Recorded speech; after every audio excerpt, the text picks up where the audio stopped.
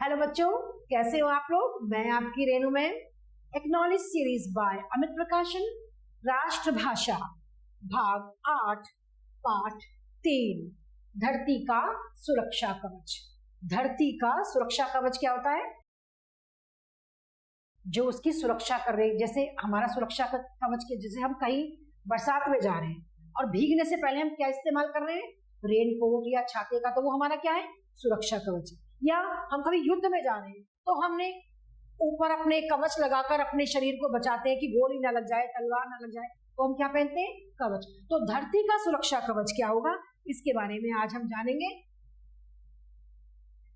ये पत्र लिखा है इन्होंने सूचना भवन सीजीओ कॉम्प्लेक्स, लोधी रोड, नई दिल्ली, जहां से ये पत्र आया है। ये एक दादाजी अपनी पोती को पत्र लिख रहे हैं। उसका पत्र उन्हें मिला था। उस पत्र को पाने के बाद वो उस पत्र का उत्तर दे रहे हैं। तो आप देखिए कैसे लिखा उन्होंने। प्रिय पल्लवी, अपनी पोती को उन्होंने लिखा, सदा खुश रहो, हमेशा खुश रहो, तुम्हारा पत्र पाकर मुझे खुशी हुई। दादाजी ने क्या कहा? तुम्हारा पत्र मिला, मुझे बहुत प्रसन्नता हुई। ये जानकर और भी अधिक खुशी हुई, हर्ष हुआ कि तुमने नई नई चीजों को सीखने और नई नई बातों को जानने की ललक, माने लालसा है, इच्छा है, जिज्ञासा है। तुम्हारे अंदर नई नई बातों को सीखने की जिज्ञासा है। तुमने लिखा कि तुम पत्र लिखकर अपने सवालों के जवाब मुझसे पूछा करोगे। क्या कह रहे हैं दादाजी अपनी पोती से? कि तुमने पत्र में लिखा कि तुम मुझसे, इतनी जिज्ञासा है तुम्हें, मुझसे पत्र में बार बार लिख लिखकर मुझसे सवाल जवाब करा करोगी, मुझसे पूछोगी। ये तो बहुत अच्छी बात है। दादाजी ने कहा, मेरी प्यारी पोती, मैं भी तुम्हारी जिज्ञासा, तुम्हारी उत्सुकता भरे, तुम्हारी जिज्ञासा भरे, तुम्हारी लालसा भरे पत्र पढ़कर अपने बचपन के वे दिन याद कर लूंगा। दादाजी ने कहा, जब तुम पत्र लिखती हो तो मैं भी अपने बचपन के उन दिनों में चला जाऊंगा, जब मैं भी तुम्हारी तरह तमाम, माने बहुत सारी चीजों के बारे में जानना चाहता था। बच्चों, एक उम्र होती है हर चीज को जानने की। जो आपकी भी उम्र है उसमें भी बहुत सारी जिज्ञासाएं, बहुत, अगर आपकी जिज्ञासाएं शांत नहीं होगी तो आप खुद भी शांत नहीं रह पाओगे। आपकी इच्छा, तो आपकी जिज्ञासा शांत करने के लिए ऐसा व्यक्ति होना चाहिए जो आपकी इच्छा, आपने प्रश्न किया और आपके प्रश्न का उत्तर तुरंत मिल जाए तो आपकी जिज्ञासा एकदम शांत हो जाएगी। ऐसे ही पल्लवी ने अपने दादाजी को पत्र लिखा। अब बच्चे क्या करते हैं? अपने या तो बड़ों से पूछेंगे या अपने अध्यापक से पूछेंगे, यही तो पूछेंगे। अगर कहीं से उनको एक अच्छा जवाब नहीं मिलता है, एक ऐसा जवाब नहीं मिलता है जिससे वो संतुष्ट हो जाए कि हाँ ये आंसर हमें सही मिला है, तो उनके दिमाग में कुछ उथल पुथल चलती रहती है। फिर वो उसको पूछने के लिए जगह जगह ये पूछते हैं ये क्या है। अगर सही उत्तर एक बारी में मिल जाता है तो आपकी जिज्ञासा भी शांत हो जाती है। तो पल्लवी ने कहा, सोचा कि मैं दादाजी से ही पूछती हूँ। मैं तो दादाजी ने कहा, मुझे भी अपने बचपन के वो दिन याद आ गए जब मैं भी तुम्हारी तरह छोटा था और सारी चीजों के बारे में जानना चाहता था। तो दादाजी ने कहा, चलो अब तुम्हारी इस जिज्ञासा का, तुम्हारी इस इच्छा का मैं उत्तर देता हूँ, नहीं तो अन्यथा, नहीं तो तुम कहोगी कि लो दादाजी तो अपने बचपन के दिन याद करने लगे। लेकिन एक बात तो मैं जरूर बता दूं पल्लवी में, दादाजी ने कहा कि विज्ञान में मुझे बचपन से ही तुम्हारी तरह बहुत रुचि थी, साइंस में मुझे बहुत रुचि थी, इसलिए मैं वैज्ञानिक ही बना। उसके दादाजी क्या थे? साइंटिस्ट थे, वैज्ञानिक थे, क्योंकि उनकी बचपन से ही विज्ञान में रुचि थी और इसलिए वो वैज्ञानिक बन गए।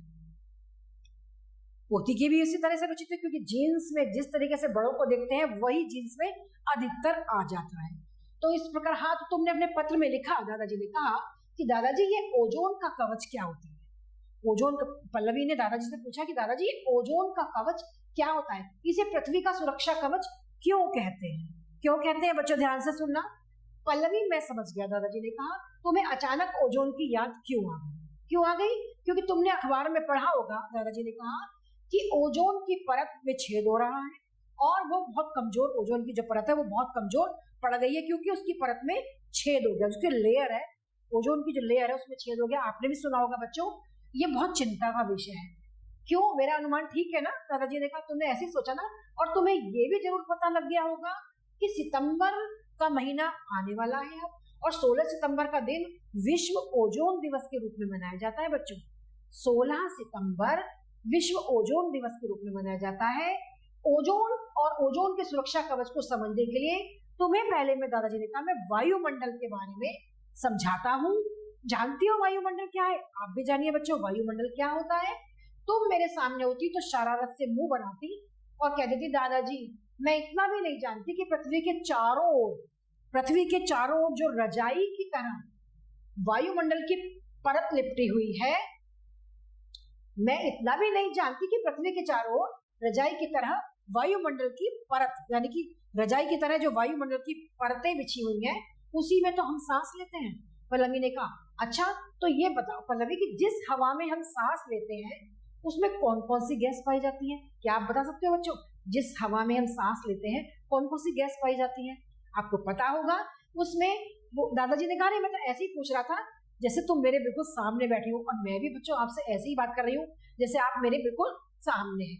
जब भी मैं तुम्हारे बारे में सोचता हूँ तो तुम्हें जैसे अपनी आंखों के सामने ही देखने लगता हूँ, ऐसा लगता है मुझे जैसे तुम मेरे सामने ही हो। चलो तो मैं बताता हूँ। दादाजी ने कहा, वायुमंडल में मुख्य रूप से दो गैसें होती है बच्चों। कौन कौन सी होती है? एक तो होती है नाइट्रोजन गैस होती है और एक होती है ऑक्सीजन। ठीक है, इनमें से नाइट्रोजन करीब 78% होती है और ऑक्सीजन 21%। 78% क्या होती है? नाइट्रोजन, और 21% क्या होती है? ऑक्सीजन होती है। और परंतु ये तो 99 का जोड़ करोगे, इनको मिलाओगे तो ये कितनी परसेंट हो गई? 99% हुई। बाकी जो 1% बचा है उसे बहुत ही कम मात्रा में argon, carbon dioxide, hydrogen, neon, helium, krypton, सोनन और ओजोन नामक गैसें पाई जाती है। जो ये 1% है ना, इसमें बहुत ही कम, बहुत ही छोटी छोटी मात्रा में कौन कौन सी गैस पाई जाती है? Argon, carbon dioxide, hydrogen, neon, helium, krypton, सोनन और ओजोन नामक गैसें पाई जाती है उस 1% वाले में। इतने बड़े और अनजाने नाम सुनकर तुम पल्लवी घबरा मत जाना, दादाजी ने कहा, हमें तो अभी बस ओजोन की बात करनी है। तो पल्लवी, ये जो ओजोन है ये हमारी पृथ्वी से ऊपर करीब 15 से 40 किलोमीटर की ऊंचाई की परत में पाई जाती है। कहाँ पाई जाती है ओजोन? धरती से, पृथ्वी की सतह से 15 मीटर, 15 से 40 किलोमीटर, 15 से जो 40 किलोमीटर की जो सतह है उसके बीच में पाई जाती है। वायुमंडल की ये परत कहलाती है, क्या कहलाती है? समताप मंडल, या अंग्रेजी में स्ट्रेटोस्फीयर इसे कहते हैं। क्या कहते हैं इसे? स्ट्रेटोस्फीयर या समताप मंडल कहते हैं इसे। तो पत्र पढ़ते पढ़ते दादाजी ने कहा, मन में सोच रही होंगी, पूछोगी, दादाजी आप तो 15 से 40 किलोमीटर ऊंची परत की बात कर रहे हो, उससे नीचे और ऊपर क्या है? 15 से नीचे और 40 से ऊपर और क्या है? तो मेरा जवाब है कि जिस वायुमंडल को तुम रजाई कहती हो ना, कि हमारे रजाई की तरह वायुमंडल के चारों तरफ लिपटा हुआ है, जो उसी की 5 परतें हैं, उसी रजाई की 5 परतें हैं। पृथ्वी की सतह से 15 किलोमीटर तक, 15 किलोमीटर ऊपर तक शोभ मंडल या ट्रोपोस्फियर, पृथ्वी की सतह से नीचे से जो 15 किलोमीटर ऊपर तक जो है वो शोभ मंडल या ट्रोपोस्फियर है। फिर समताप मंडल 15 से 40 तक, तो फिर समताप मंडल आ गया, ये जिसे हम स्ट्रेटोस्फियर बोलते हैं, जिसमें ओजोन गैस पाई जाती है। इसी वाले में ओजोन गैस पाई जाती है। 40 से जो 80 किलोमीटर तक मध्य मंडल या मीसोस्फीयर कहलाती है। जो 40 से 80 है वो क्या कहलाती है? मध्य मंडल या मीसोस्फीयर कहलाती है। 80 से 300 किलोमीटर तक ताप मंडल या थर्मोस्फीयर ये कहलाती है। 300 से 700 किलोमीटर तक बरही मंडल या एक्लोस्फीयर कहलाती है। वहां तक तो हवा बहुत ही हल्की, बहुत ही लाइट हो जाती है और बहुत कम हो जाती है। उसके बाद बहुत बड़ा अंतरिक्ष आसमान ही आसमान है उसके बाद।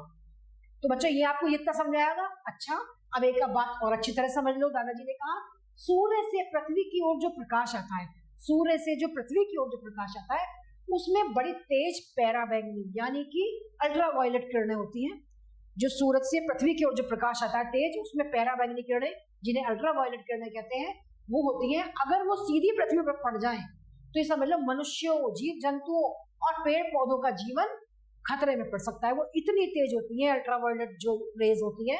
और मुझे लग रहा है कि ये प्रोडक्ट तुम अवश्य हंस दोगी। दादाजी ने कहा, पिछली बार जब तुम यहाँ आई थी तो मैंने ही तुम्हें बताया था, दादाजी ने कहा कि सुबह सुबह सूरज की धूप सेकनी चाहिए क्योंकि इससे हमारे शरीर में विटामिन डी मिलता है। दादाजी ने कहा, और ये सबको पता है कि सुबह सुबह ही हमें सूरज की किरणें लेनी चाहिए। विटामिन डी अगर हमें लेना है तो हमें सुबह सुबह ही लेना चाहिए। सुबह की किरणों में ही विटामिन डी होता है और हड्डियां हमारी विटामिन डी लेने से मजबूत होती हैं। अभी तुम यहाँ होती तो मुझे जरूर मुंह चढ़ाती, दादाजी ने कहा, लेकिन मेरी प्यारी पोती, सुबह सुबह वायुमंडल की मोटी परतों को पार करके हमारी धरती तक जो पैरा बैंगनी किरणें पहुंचती है वो हल्की होती है और शरीर को लाभ पहुंचाती है, क्योंकि ये जब तक आती है ये बहुत हल्की हो जाती है। ये हमारे लिए बहुत लाभदायक होती है, हमें विटामिन डी देती है। चक्कर में पड़ गई तुम, दादाजी ने कहा, वे ही पैरा बैंगनी किरणें लाभदायक होती हैं और वो ही नुकसानदायक होती है। आपने कहा कि वो बहुत नुकसानदायक होती है। तेज पैरा बैंगनी किरणों को तो ओजोन की परत संताप मंडल में ऊपर ही रोक लेती है। जो तेज पैरा बैंगनी किरणें होती है उनको तो वायुमंडल में पहले ही जो ये ऊपर संताप मंडल में ये जो ओजोन की परत जो है वो ऊपर ही रोक लेती है उनको। इसलिए ओजोन की इस परत को क्या कहते हैं? सुरक्षा कवच कहते हैं, क्योंकि ये पहले ही उसे पैरा बैंगनी किरणों को नीचे आने से रोक देती है। प्रचंड पैरा बैंगनी किरणें अगर सीधी, जितनी तेज पड़ने वाली पैरा बैंगनी किरणें हैं, अगर ये सीधी नीचे आ जाए, धरती पर आ जाए, तो ओजोन का सुरक्षा कवच उतना मजबूत रहेगा। धरती पर आ जाए तो जीव जंतु तड़प कर मर जाएंगे और पेड़ पौधे सारे सूख जाएंगे। इससे धरती पर जीवन बिल्कुल नष्ट हो जाएगा। अगर ये तेज किरणें पैरा बैंगनी सीधी आ जाए तो ओजोन की परत उन्हें रोक लेती है। समताप मंडल बताया ना अभी वो, इसलिए वो जब नीचे आती है तो इतनी हल्की होती है, वो लाभदायक होती है। जानते हो, वैज्ञानिक कई सालों से हमें ये चेतावनी दे रहे हैं कि ओजोन के परत में छेद हो गया है और परत बहुत कमजोर पड़ गई है। इसके कारण तेज पैरा बैंगनी किरणें पृथ्वी पर पड़ेंगी। उनसे लोगों की चमड़ी का कैंसर, स्किन कैंसर भी हो सकता है, लोगों को शरीर सारा गल सकता है। इसलिए वो कह रहे हैं कि इस परत को बचाओ, इस ओजोन की लेयर को बचाओ, सुरक्षा कवच को मजबूत करो, इस परत को कमजोर करने वाले रसायनों को रोको। रसायन पढ़कर तुम जरूर चौंक जाओगी, दादाजी ने कहा। सोचोगी आखिर ये कौन से रसायन है? ये भी बता रहा हूँ कि रसायनों को कहते हैं क्लोरोफ्लोरोकार्बन। क्या बोलते हैं? क्लोरोफ्लोरोकार्बन कहते हैं इन रसायन को। और तुम सोचो कि बाप रे, इतना बड़ा नाम। आप भी सोच रहे होंगे बच्चों कि इतना बड़ा नाम, चलो इसका छोटा नाम याद करो। इनको कहते हैं CFC। क्या बोलते हैं शॉर्ट में? CFC, क्लोरोफॉर्मो, ये CFC। इनके अलावा खेतों में जो रासायनिक उर्वरक डालते हैं, जो किसान डालते हैं खेतों में, रासायनिक खाद डालते हैं, उनसे निकलने वाली नाइट्रोजन ऑक्साइड और हवाई जहाजों से निकलने वाली गैसों का धुआं भी ओजोन की परत को नुकसान पहुंचाता है। किस किस का धुआं नुकसान पहुंचाता है? एक तो जो रासायनिक उर्वरक डालते हैं किसान, नाइट्रोजन ऑक्साइड और हवाई जहाजों से निकलने वाली गैस से भी ओजोन की परत को नुकसान पहुंचता है। पल्लवी, इन रसायनों के कण ऊपर उठकर सीधे ओजोन की परत में पहुंचते हैं और वहां वो पैरा बैंगनी किरणें इन्हें तोड़कर क्लोरीन के परमाणु बनाती है। क्या करती है वो? क्लोरीन के परमाणु बनाती है। और क्लोरीन के परमाणु ओजोन के क्या है? सबसे बड़े दुश्मन है। क्लोरीन के परमाणु जो है वे ओजोन को तोड़कर ऑक्सीजन में बदलते रहते हैं। क्लोरीन का एक परमाणु ओजोन के 1 लाख अणुओं को तोड़ सकता है। जो क्लोरीन का एक परमाणु है वो ओजोन के 1 लाख अणुओं को तोड़ सकता है। इस तरह ओजोन की परत कमजोर पड़ जाती है। सबसे अधिक नुकसान CFC रसायनों से हो रहा है। तुम सोच रहे होंगे ये CFC रसायन आखिर क्या है और ये आते कहां से हैं? तो समझ लो ये हम मनुष्य की, हम लोगों की ही देन है कि हमने अपनी सुख सुविधाओं के लिए, उन्हें बढ़ाने के लिए, सुख सुविधाओं को इन्हें बनाया है, खुद ही बनाया है हमने। हम इन रसायनों से अपने फ्रिज और अपने एयर कंडीशनर चला रहे हैं, इन्हीं रासायनिक गैसों से। हम इन्हीं से इलेक्ट्रॉनिक कल पुर्जों की सफाई कर रहे हैं। जितने भी हमारे इलेक्ट्रॉनिक जो सामान है उनकी हम सफाई करते हैं इन्हीं गैसों से। और हमारी स्प्रे करने वाली चीजों में भी ये रसायन, जिन चीजों में स्प्रे करते हैं उसमें भी ये रसायन होते हैं। और जैसे हमारे खुशबूदार डीओ में भी ये रसायन, डीओ समझ रहे हो बच्चों, डीओ जो हम खुशबू के लिए लगाते हैं उसमें भी ये रसायन होते हैं, ये CFC रसायन और ये CFC रसायन। इससे हमें नुकसान, हमारी स्किन का कैंसर हो सकता है। तो इसलिए इनको बहुत कम इस्तेमाल करना चाहिए। समझ में आ रहा है बच्चों? इन रसायनों का हम जितना कम उपयोग करेंगे, ओजोन का सुरक्षा कवच उतना ही मजबूत हो जाएगा। क्योंकि जितना हम कम इस्तेमाल करेंगे, ओजोन का सुरक्षा कवच उतना ही मजबूत हो जाएगा। तुम सोचोगी AC और फ्रिज चलेंगे कैसे अगर हम इनका इस्तेमाल नहीं करेंगे? उनके लिए वैज्ञानिक नए रसायनों की खोज कर रहे हैं। दादाजी ने बताया पल्लवी, अब तो तुम दुनिया के सभी देश ओजोन के सुरक्षा कवच को बचाने की कोशिश में लगे हुए हैं। दुनिया के, विश्व के सभी देश ओजोन की इस लेयर को बचाने के लिए, जिसमें छेद हो गया, उसको बचाने के लिए सभी देश प्रयास कर रहे हैं ताकि पृथ्वी पर मनुष्यों का जीवन संकट में ना पड़े, संकट से बच सके। अच्छा, ओजोन दिवस तुमने स्कूल में कैसे मनाया? दादाजी ने कहा इस बारे में मुझे तुम अपने अपने अगले पत्र में जरूर लिखना पल्लवी, और प्रश्न तो तुम पूछोगी, है ना, पूछोगी ना, जैसे आप भी जरूर पूछोगे तुम्हारे प्यारे दादाजी। तो आज आपको बच्चों पता चला कि ओजोन का सुरक्षा कवच क्या होता है और कौन सी गैस सबसे ज्यादा खतरनाक होती है हमारे लिए, और वायुमंडल किससे घिरा हुआ है चारों तरफ। ये सब बातें आपने इसे पढ़ी और आपको समझ में भी आई होंगी बच्चों। तो जब आप पाठ ध्यान से पढ़ोगे बच्चों, तो आपको कोई एक्सरसाइज, कोई अभ्यास कार्य ऐसा नहीं है जो आपको समझ नहीं आएगा, है ना बच्चों। तो अब हम इस पाठ में आए हुआ बच्चों कुछ अभ्यास कर रहे हैं। इसके प्रश्न है, पल्लवी को ओजोन की याद क्यों आ गई? क्योंकि दादाजी ने कहा कि तुमने अखबार में पढ़ा होगा कि ओजोन की परत में छेद हो गया है, और तब तुम्हें लगा होगा कि मुझे दादाजी से पूछना चाहिए कि हमें क्या करना चाहिए, ये बड़ा खतरनाक हो रहा है, सभी के लिए संकट में पड़ सकता है सभी का जीवन। तो तुम्हें तभी याद आएगी, पल्लवी को तभी याद आई जब उसने अखबार में पढ़ा कि ओजोन की परत में छेद हो गया है। समताप मंडल या स्ट्रेटोस्फीयर किसे कहते हैं? मैंने आपको बताया बच्चों सबसे पहले ही, समताप मंडल स्ट्रेटोस्फीयर क्या है कि धरती की सतह से 15 किलोमीटर से 40 किलोमीटर तक जो लेयर होती है उसे क्या कहते हैं? ओजोन लेयर कहती है, जिसे हम समताप मंडल स्ट्रेटोस्फीयर कहते हैं। ओजोन की परत को सुरक्षा कवच क्यों कहते हैं? क्यों कहते हैं ओजोन की परत को सुरक्षा कवच? ओजोन की कवच को सुरक्षा कवच इसलिए कहते हैं बच्चों कि ये जो है हमारी पृथ्वी से करीब 15 से 40 किलोमीटर की ऊंचाई की परत में पाई जाती है। वायुमंडल की ये परत क्या कहलाती है? ये समताप मंडल या अंग्रेजी में से क्या कहते हैं? स्ट्रेटोस्फीयर कहते हैं। और उन्होंने कहा कि जिस वायुमंडल को तुम रजाई कह रही थी उसकी 5 परतें होती है। पृथ्वी की सारी पांचों परतें बताई उन्होंने, है ना। और तेज पैराबैंगनी किरणों को ओजोन की परत समताप मंडल में क्या करती है? ऊपर ही रोक लेती है। तेज पैराबैंगनी किरणों को ओजोन की जो परत है वो समताप मंडल में ऊपर ही रोक लेती है।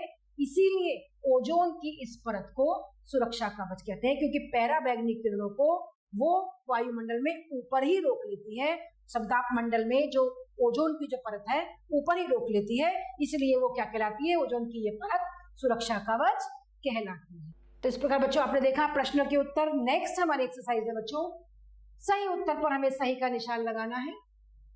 पहला है, पोती का पत्र पढ़कर दादाजी क्या याद करते हैं? अपने स्कूल के दिन, या अपने बचपन के दिन, या पोती के साथ खेलना, या पोती को पढ़ाना। क्या याद करते हैं? वो अपने बचपन के दिन याद करते हैं। तो हम दूसरे वाले उस पर सर्कल कर देंगे। नेक्स्ट है, ओजोन कहाँ पाई जाती है? वायुमंडल में, पृथ्वी की सतह पर, 15 किलोमीटर से ऊंची हवा की परतों में, या सूर्य के प्रकाश में। ओजोन कहाँ पाई जाती है? 15 किलोमीटर से ऊंची हवा की परतों में, है ना। ओजोन वैसे तो वायुमंडल में पाई जाती है, 5 परतें होती है, 15 किलोमीटर से 40 किलोमीटर तक होती है ये तो ऊंचाई में, तो इसे हम वायुमंडल में भी कह सकते हैं, वायुमंडल में पाई जाती है। तेज पराबैंगनी किरणें पृथ्वी तक क्यों नहीं पहुंच पाती? पृथ्वी के वायुमंडल के कारण, या हवा की परतों के कारण, या ओजोन परत द्वारा ऊपर रोक लिए जाने के कारण, या सूर्य का प्रकाश हल्का होने के कारण इसलिए नहीं पहुंच पाती, क्योंकि ओजोन परत द्वारा ऊपर रोक लिए जाने के कारण ये नहीं पहुंच पाती, या आती है तो बहुत हल्की आती है। ओजोन को सबसे अधिक नुकसान किससे हो रहा है? पैराबैंगनी किरणों से हो रहा है, या CFC रसायनों से हो रहा है, या रासायनिक उर्वरकों से हो रहा है, या AC और फ्रिज चलाने से हो रहा है? सबसे ज्यादा नुकसान CFC रसायनों से हो रहा है ना बच्चों। तो घ है हमारा सेकंड और ये है हमारा, ठीक है बच्चों। इस प्रकार हमने पाठ में आए हुए सही उत्तर पर सही का निशान लगाया। नेक्स्ट हमारी एक्सरसाइज है बच्चों, रिक्त स्थानों की पाठ आपने पढ़ा, आपको समझ में आया होगा। आप रिक्त स्थान आराम से कर सकते हैं। ये पाठ से पढ़कर आपको ये कार्य गृह कार्य के लिए दिया जा रहा है, इसको आप गृह कार्य में करेंगे और मुझे आशा है कि आप ये गृह कार्य अच्छे, पृथ्वी के चारों ओर डैश की तरह वायुमंडल की परत लिपटी हुई है, सब कर लेंगे आप आराम से।